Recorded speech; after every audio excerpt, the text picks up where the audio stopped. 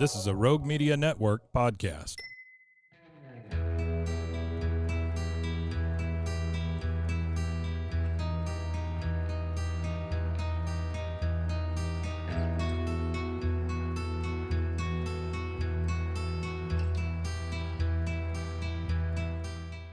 Hey, everybody. Welcome back to Silent Witness, the true crime podcast here at Rogue Media with your hosts, Christina and Erica. All right. So we're jumping back into the Watkins case. Yes. Cool. Yes. So, recap. Yes, ma'am. Shelley Please. and Jerry were married, living in Corsicana, had 2 small children, out celebrating Labor Day on September 6, 1993. Little family, fun at the lake, alcohol. Jerry took his 2 daughters home, and Shelley followed shortly after. About 7 days later, her body was discovered by fishermen in the Trinity River, neatly wrapped in trash bags and duct tape. Chains around her tied to cement blocks. Her husband, Jerry, was indicted and arrested for the murder, and trial was set for August 1994. Of course, this case never made it to trial because of our lovely DA, E. Ray Andrews, which we talked about last time, who had a conflict of interest in the Betty Lou Beats case. Yeah, because he was scummy and looking for money. Right. And she was put to death, and we talked about that. So if you didn't hear it, go back and listen, because it'll give you a little insight on this lovely man. But the scumbag. Sarcasm filter. Yeah. Let's shift back to Shelley. Okay. And her case. Yes. I know. I want to know how this didn't. Okay. This is like a travesty of justice. So Andrews was elected again DA in Henderson County in 1992. So even after all that happened in the 80s with Betty Lou, he kept his license. And yeah, nobody was like, hey, this guy sucks at his job. This guy is not truthful, honest, or being an officer. Yeah, they basically just played it off as he was incompetent. But he gets to be DA. Yeah, and a lot of appeals are filed that way. That they're. Oh, you mean by the defense. The appeals like, and stuff. He didn't. Oh, well, yeah, I would too. And so, nothing happened with that. But he was elected DA in Henderson County in 1992, and again, that's in Athens, Texas. Her murder was in 1993. Jerry was indicted for the murder despite investigators' objections. And objections because they wanted more time, not because they. Yeah, they felt it was too soon. Yeah. Okay. But Andrews indicted Jerry despite their objections, and there's a reason. Trial was set for August 15th, 1994, but Andrews had a little bit more to worry about than the trial. What? So DA Andrews went through 2 intermediaries that went to Watkins with a proposition. So it's a middleman. I knew it. Okay. I'll tell another story I heard in a minute, but this is what's reported in the press, is that he went through 2 people. I'll give their names in a second. Okay. With a proposition to Watkins. This murder charge will disappear if you pay me $1 million. Oh, that's not where I thought that was going. I thought he was going to ask for the rights to his story too. No.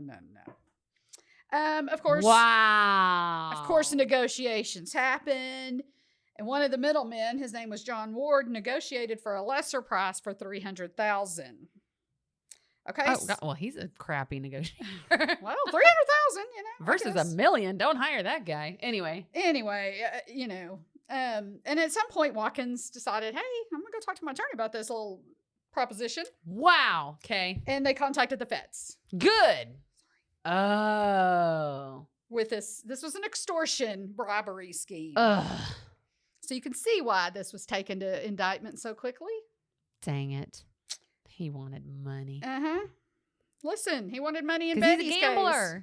He's a gambler. He's a drinker. Yeah, he had the addiction trifecta, unfortunately. Yeah. That's sad. And so working with the feds to expose this extortion scheme, a final cost of $300,000 was determined to be acceptable by Mr. Watkins. Yes, I'll pay you. Drop this. And $100,000 of marked bills were paid to the DA. The middlemen agreed to work with the feds, and once the money was paid, Andrews was set to be arrested. Set to be. Now, Andrews had already announced his resignation. What? Because of another investigation by the Attorney General that was being worked on before this went down. Okay, so he's just screwing up left and right. Right. He's desperate. And I don't know what that investigation entailed. I have no idea. Okay. But he had already announced his resignation. But before that could go into effect, the feds arrested Andrews. Haha. Good. 3 days before Watkins' trial. Not good. But it was before his resignation took effect too. So kind of, I think it was supposed to take effect a certain time. And anyway, they got him before. Okay. Because Andrews offered to drop the murder charge in exchange for $300,000, he was facing a federal charge. I think one of it was mail fraud because of something with checks. I don't know. Mail fraud. That'll get the best ones even. Yeah. And he was facing 20 years in prison and a fine of up to $250,000. Good. Andrews did admit to the extortion, and he admitted that he also had accepted $3,000 from another person to drop a DWI case. Oh, gosh. Yeah. So this dude's just desperate for cash and does not care. And I guess in 93, DAs weren't paid that great, but they are played pretty good today. I mean, either way. Either way. Do your job. As noted by a lot of the sources I read, the whole reason Andrews pushed for this indictment was to set in motion the trial. Right? No. What? The whole reason DA Andrews pushed for this indictment was to set in motion this bribery scheme. Right. Yeah. Because he needed it to go to trial. He needed Watkins to be scared enough to give him the money. Right. Right. Yeah. I mean, you're not going to, 100%. Okay. I also read from a super secret source that I'm not going to reveal that Watkins and his attorney went to Andrews with this proposition. The press is reporting otherwise. So according to printed documents that is public record, Andrews did this. Is your super secret source reliable? Like verifiable? No, some of the stuff she or he said is not verifiable. Because it's not going to be public. But I mean the person is trustworthy, yes. Okay. Yes. Huh. I mean, either way, the DA agreed to it. Either way, it happened and took $100,000. Right. And it still was wrong, and it changed the course of this case forever. Okay, but I don't understand. Okay, so cool. That dude, DA, peace out. You're under arrest. Scum. Good. Go to jail. Why did that stop the trial? I will. Are we gonna get? Am I? Yeah. Am I jumping the gun again? A tad. I have questions, Christina. No. I'm just gonna finish up and tell you what happened to Andrews. Oh, okay. As far I as hope he's rotting this. in jail somewhere. Yeah. No, he should not be anymore. out by now. Okay. Yeah. In the end, he pled guilty to the crime. He admitted to it. Mm-hmm. And like I said, admitted to it, doing it to somebody else. So that kind of makes me think that he set this in motion. Right. If he's done it before. He's done it before. So I'm then again, if he's done it before, I would not feel worried about approaching him to do it again. Exactly. So like if I know he's going to do this, then he'll take this amount of money. Right. You know, if he's going to take 3,000, he's going to take 300 instead of $1 million. I'm still like, yeah. Okay. He pled guilty and was sentenced to 3.5 years. In federal prison. He lost his law license, obviously. Blah blah. He cried. Good. He cried at his sentencing. Saying he cried. He was a long-time alcoholic, prescription drug abuser, and heavy gambler. Okay. I bet Betty Lou cried. I mean, I'm just saying. Betty Lou, in case you missed the last episode, is the lady who was put to death because Mr. Andrews didn't do his job. And I bet she cried at that lethal injection going in. I'm sure he did. I'm sure she did. I don't have much sympathy for him. But 3.5 years. I'm like, he was facing 20 and he got 3.5. Yeah. In a federal. But federal, you know, that's usually a plea bargain. And but he still had to serve most of that time. Well, as long as he lost his license. So thank goodness he will never be an attorney again. Right. And as far as I know, I don't know if he's still alive today.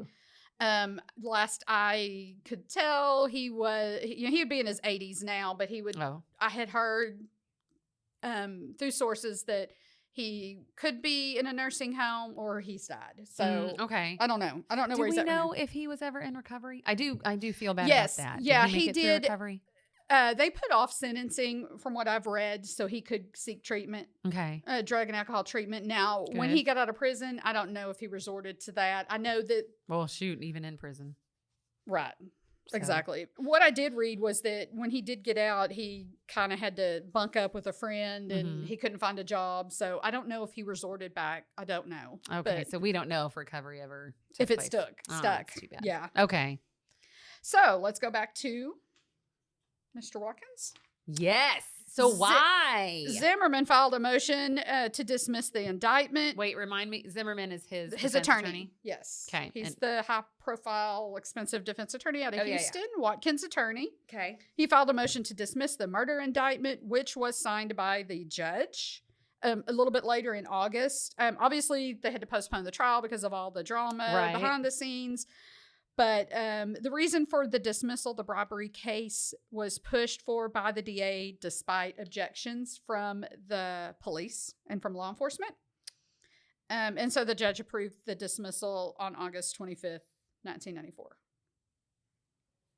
Why? But it's so dumb. But the police were fine with it because they wanted ready. more time. You know, it was all pushed just to get. Okay, but when an indictment is canceled or whatever, can they re-indict? Yes. It's not double jeopardy. He wasn't found, he didn't go to trial. Okay, did they? To date, no one has been convicted or indicted for this murder. The heck? What? So they couldn't get past their circumstantial evidence. They couldn't find anything devastating. Yes. I mean. Right. Wow. However, the prime suspect is still Jerry. Yeah. And he is still being investigated. So, oh my Lord, it's all this time. It's decades later. So I filed a open records request, and I do in all these cases just to see if they'll give. They're not going to give me anything. I mean, but they did give me, they did give me a copy of a search warrant that was served on him in 2019. That was served on Jerry. Okay. It was highly, highly redacted, very redacted. Okay. So. They're like, here, Christina, you could have a redacted, but it was a search warrant. It was dated 2019. I could see that. Since it was redacted, I was unable to see what was searched, what they were looking for. Okay. And what they wanted to find. Right. You know, search warrants will have to contain something specific. Like, I wanted to search the car, or she probably didn't have, but I want to search the house. I want to search the property or whatever. Because I expect to find XYZ. Yeah. Yeah. And in the first search warrant that we talked about in the first episode, they did one thing they were specifically looking for was her jewelry that was missing from her body and her purse. Obviously, blood and everything else was in there, but they also wanted to find that jewelry because that would have been really good to find. Oh, that would have been the done deal. But I mean, if he threw her body in, I mean, he got rid of him to get rid of the jewelry and stuff. Yeah. So, but that's all that the Henderson County would give me. Okay. Lame. But according to the sheriff's office in Henderson County, the case is a good circumstantial case. And because murder has no statute of limitation, they're confident that they will continue to get new leads. How old is he at this point? Like, who cares? I mean, not who cares, obviously. We care to No, we do care. Yeah. Convict a murderer. But I mean, how what? He's still around. I mean, he was 40 at the time in 93, so whatever. 70-ish. Yeah. So, but I do want to say a few things. I'm not an investigator or a police officer. Yes, ma'am. I have had previous extensive training in crime scene, evidence, and I did compose investigations for courts. So yes, you I are know, the brains of this operation. Well, I wish, and I am scheduled to take some crime investigative trainings coming up. I want to go.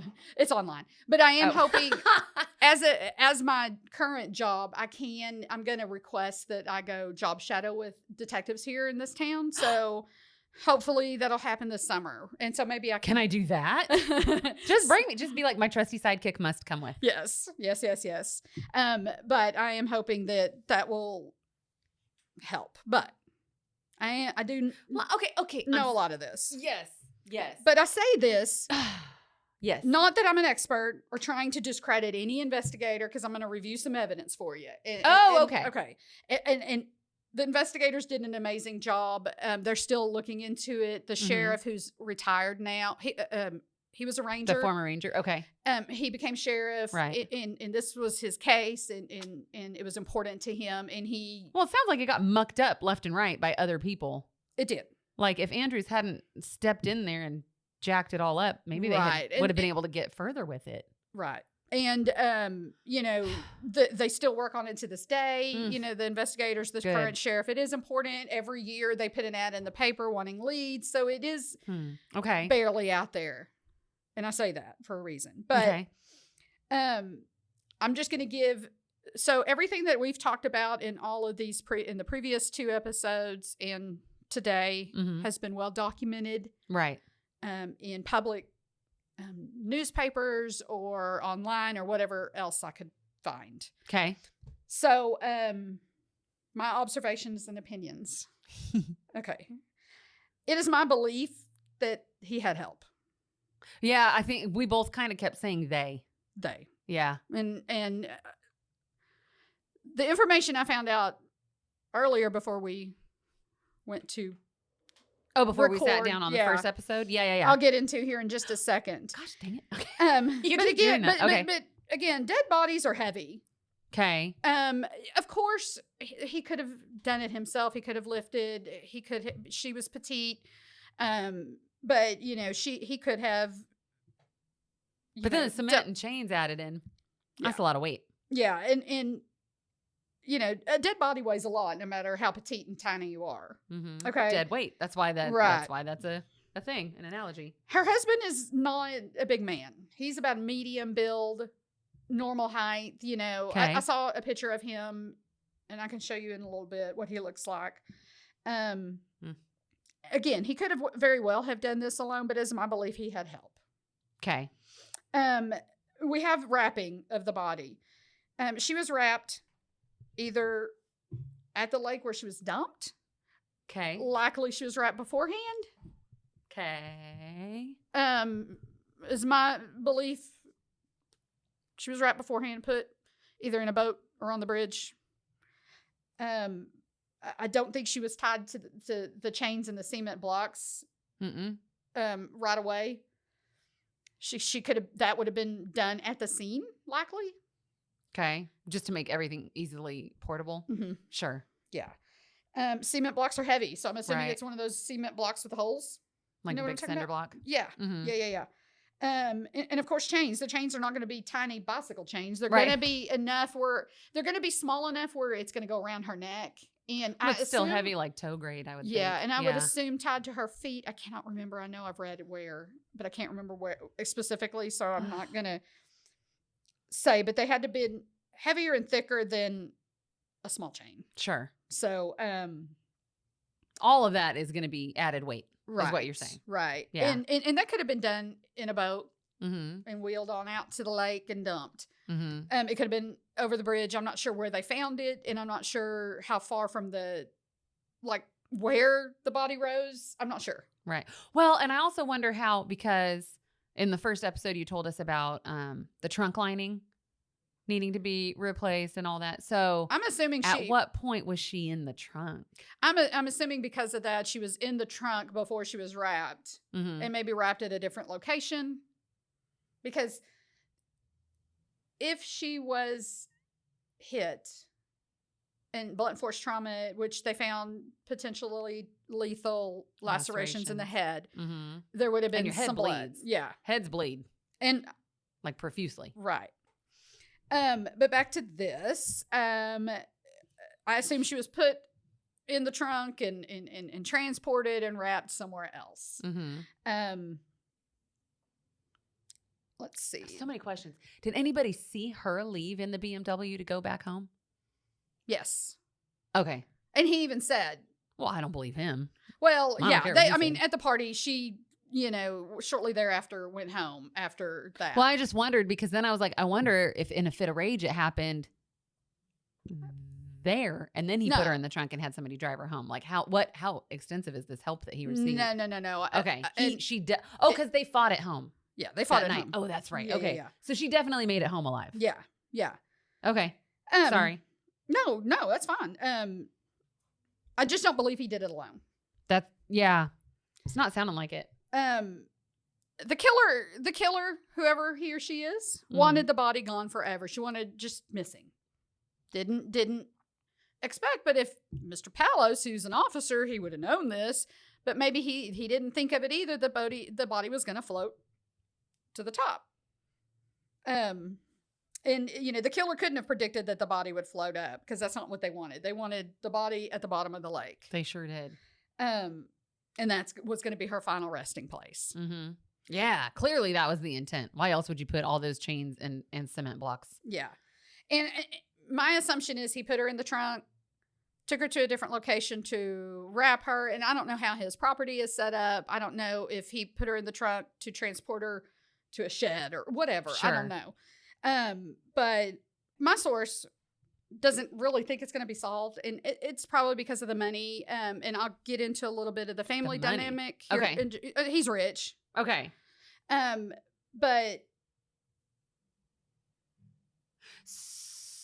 why would the money like people don't want his assets taken no. or what? I don't understand why the money would be a factor. Because he's rich, and I don't know.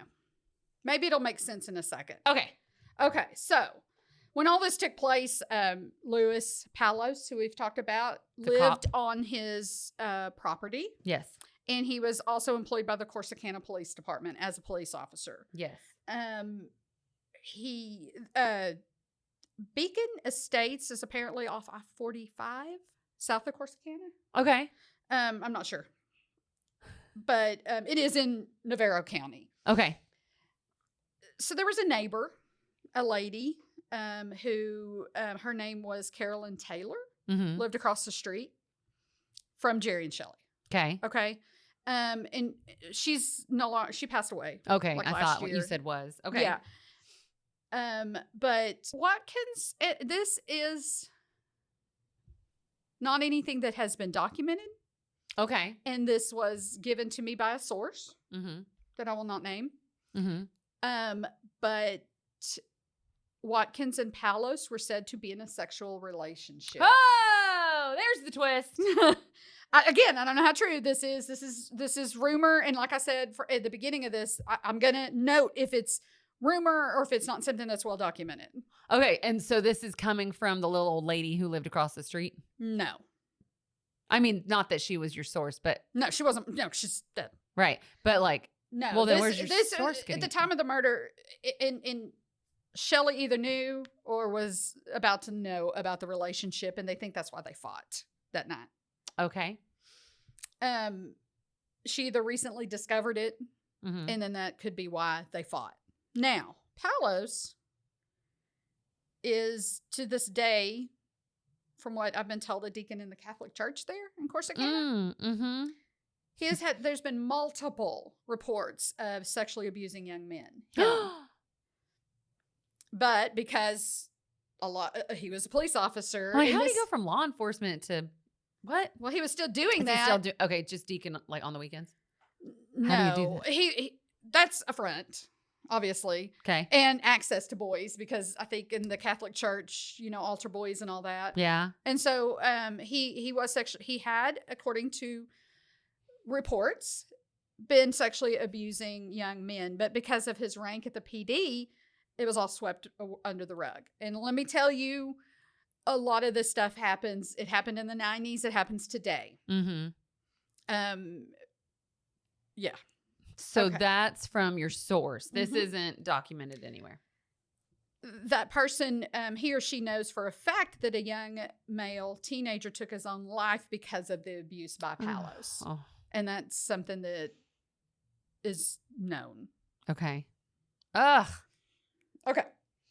But But as the story goes, again, this is all rumor. As the story goes, they had fought. It got physical. Watkins hit Shelley in the head with a brick of some sort. Wait, how do people know that? Okay, so all of this is coming from My source. your source. Mhm. That the cop and Larry and Jerry, right? Larry and Jerry. Larry and Jerry were in a sexual relationship, and we think Shelley found out, and that's what they were fighting about that night after the Labor Day party. Mm-hmm. So, and he hit her in the face. Like, that's a big jump to, like, how do they know that detail? well, because so Carolyn, who lived across the street, was a heavy gambler, and would need money and would go to the Watkins family to get money. Okay.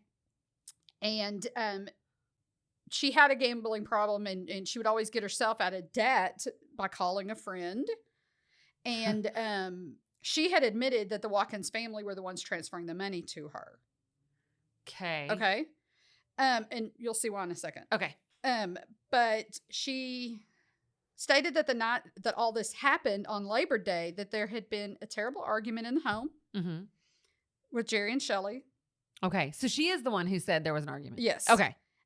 And that it turned physical, and that Shelley had been pushed and hit her head on a brick fireplace. So no, I take that back. She was not hit in the head with a brick. She was pushed and she fell and hit her head on the brick fireplace. Okay. Okay, that would lead to some cuts. And died. Supposedly, Carolyn came over from across the street. Okay. To help clean up the scene. For a fee, of course. And apparently she could cash in on that, and did. God. And so basically that while they were disposing of Shelley's body, she was cleaning. Oh. So wow. That's from my anonymous source. Okay. But reliable. You believe them. Yes. Yes. Did they have something that made you believe them? Yes, but I'm not going to say. That's fine. But there was something that was shown to you that made you go, "Oh, dang, you're telling the truth." Yeah, and if you think about all the holes we've seen so far, it fits in. Yeah, it fills them in. And again, it's just rumor about the sexual relationship, and that's why maybe they're just besties, and he helped him because they're. And it could be. It could be. Even though he turned out to be despicable. Yeah. Yeah. And I mean, even if he had resorted to molesting boys, helping cover up a murder, and you're a law enforcement officer, is pretty despicable. Yeah. Okay, so we go back to the vehicle. It had significant repair. Carpet and panels were missing when it was taken to the dealership. Right. The new tires to me is kind of like if somebody found tire marks nearby, they would no longer match the car, right? Of course. So that would be something a cop. But investigators could go. I mean, they don't immediately get rid of tires, but they probably didn't know about it. I don't know. I'm just guessing. I don't know. I don't know how that played in, if it did. I'm just saying. Yeah. Makes sense. Okay. But let's see. But of course, then we don't have anybody reporting her missing. Of course, Paolo says he did, but I kind of believe the chief. Like, the chief is like, I didn't know about this until the 12th. And then she was found the next day. 6 days later. And whatever that circumstance was, if there was paperwork, that's going to be easily proved. Right. And it may be something they're holding back from the press. Maybe. Yeah. I don't know why. Again, these are my reasons for believing that somebody helped him. Yeah. Well, and like, why would you hold back that date? That doesn't prove or disprove anything. And he didn't predict that her body was going to float up that day. Right. He didn't predict that. It just was that I believe was a coincidence. So I did reach out to Shelley's sister. Okay. No response. I was not going to reach out to the daughters, which are adults today and have kids of their own, because I did see where they posted on social media under an article, And one person had said, hey, I shared this story on my Facebook account, and they came into my private messages and said, take it down. The daughters. And the daughter, and she posted that, and the daughters came back and said, well, we just don't want to relive this. This is hard. Well, I mean, but why?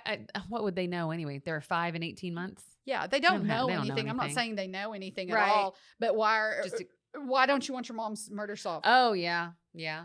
Why are you, I understand it's hard, and it's hard to live with your dad being accused. Mm-hmm. And I get that, but let's find the murderer.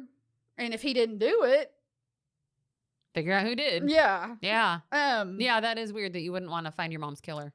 Yeah. It's, again, just like I was telling you earlier, they don't want this case out there.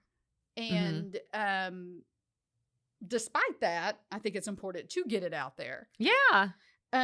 Jerry did remarry. I don't know when. I tried to find, I did try to find when he married, because marriage certificates are public record.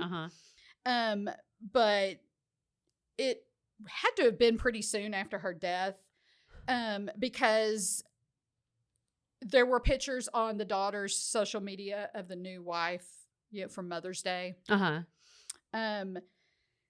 Another observation from their pictures, again, I'm not friends with them, so I can't see their social media. Sure. And so they may have pictures of their real mom up there, but I didn't see them. I saw Happy Mother's Day to his new wife. Right. And his new wife did raise them, and I'm sure that that's a mother. I mean, that's all they know. Yeah, and they had a picture of the new wife with the daughters from, where they were little. So, and as far as I know, they're still married today. Okay.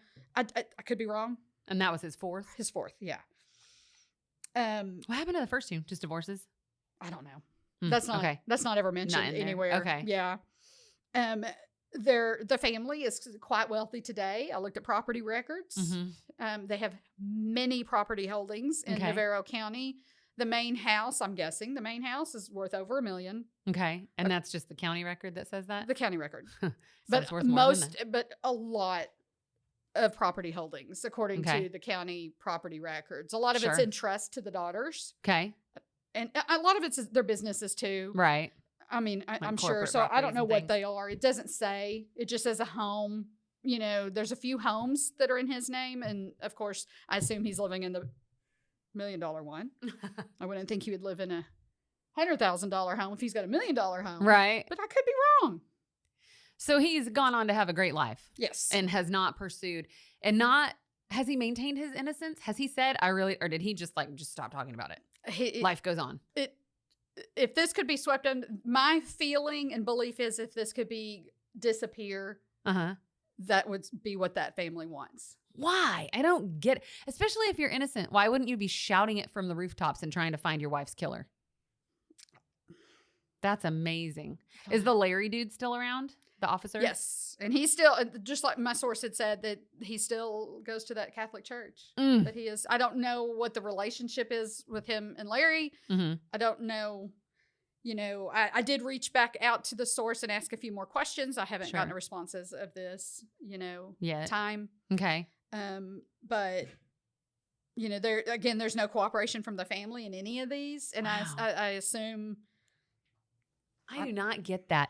To my children, if you're listening, if I ever die in suspicious circumstances and you don't do everything you can in your power to find my murderer, I will haunt you. No, they have a mom and they don't want it out there, I guess. I don't know. I don't get it. That just doesn't make sense to me. But again, like I said, I reached out to the sister.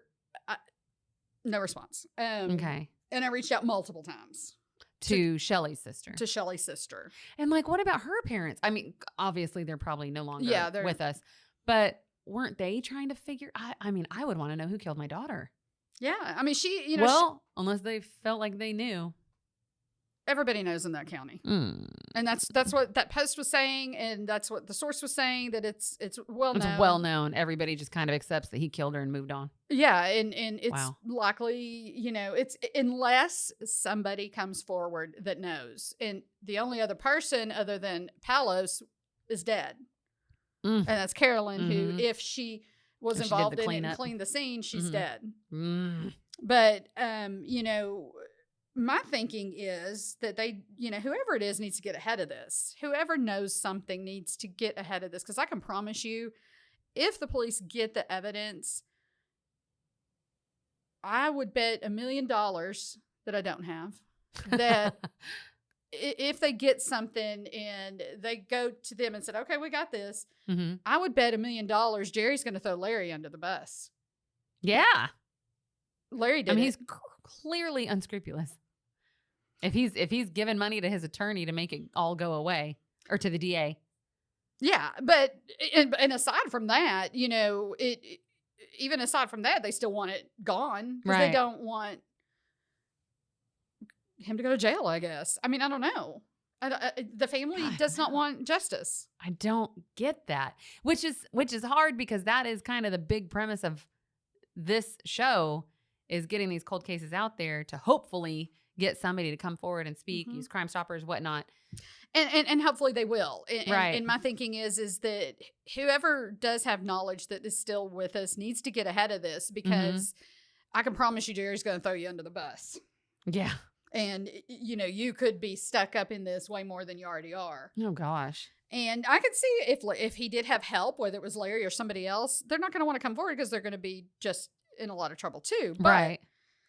Somebody needs to come forward with something. This lady, this beautiful lady, you saw her picture. Her daughters are stunning. And, she was a mother, a sister, an aunt, a daughter, Yeah. And she deserves better. Yeah, she deserves justice. Whether her family doesn't want justice or not, she deserves it. Wow.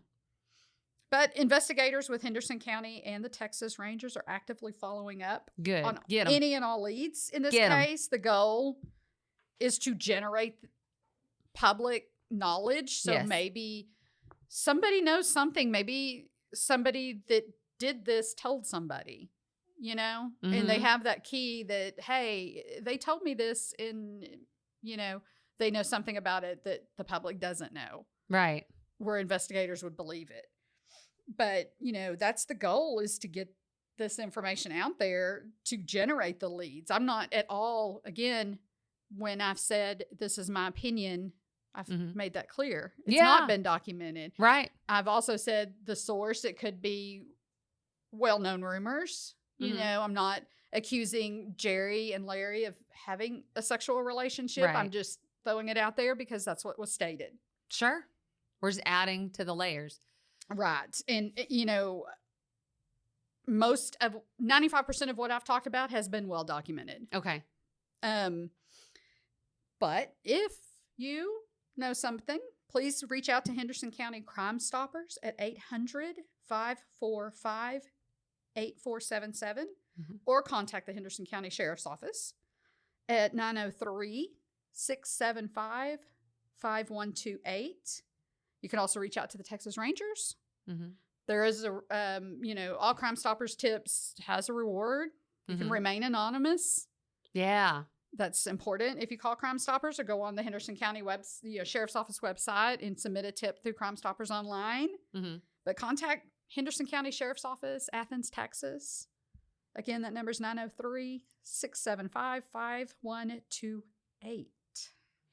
All right. Well, usually we do this to help families seek justice, but this time we're trying to get justice beyond the grave for Shelley, beautiful woman who did not get to watch her daughters grow up, does not get to celebrate Mother's Day with them anymore. Did not meet her grandkids. I was going to say does not get to be a grandma, which is a joy. Yeah. And so, I mean, my gosh. I know. Gosh. That's horrible. If you know something, please do take advantage of that phone number. Get in touch with Crime Stoppers. Let's get justice for Shelley, because wow. And you could go to our social media accounts Yes. and get some information and get those phone numbers if you didn't get it with us talking. We've posted pictures and some information on the website about it, to show you what she looked like, because she was beautiful. I mean, I just can't get over how beautiful she was. Yep. Just don't forget at Silent Witness TX on Instagram and Facebook, and you can find all the details. My goodness. Okay. Well, I hope somebody comes forward. I hope this one has a good ending. Yeah. I hope somebody will get ahead of this and get that piece. There's a piece there. And it's a very good circumstantial case. Mm-hmm. And, hopefully we can get that. I mean, they got the indictment once before. Let's go. Yeah, but getting indictments isn't that hard for a DA. I know, but why don't they do it again? Well, you got to They be need able more to. evidence. You got to Yeah. be able. The DA has to take it to trial. Mm-hmm. You get one shot, Yeah. and that's it. So there is no statute limitations for murder. So let's get this solved now. Yep. Let's do that. I mean, let's get Shelley some justice. This happened in over 30 years ago. Right. Yeah, That's got to be weighing on you. Just Yeah. talk it out. Okay. Again, that's Henderson County Sheriff's Office, and follow us on social media. Yes. Thank you for listening to Silent Witness.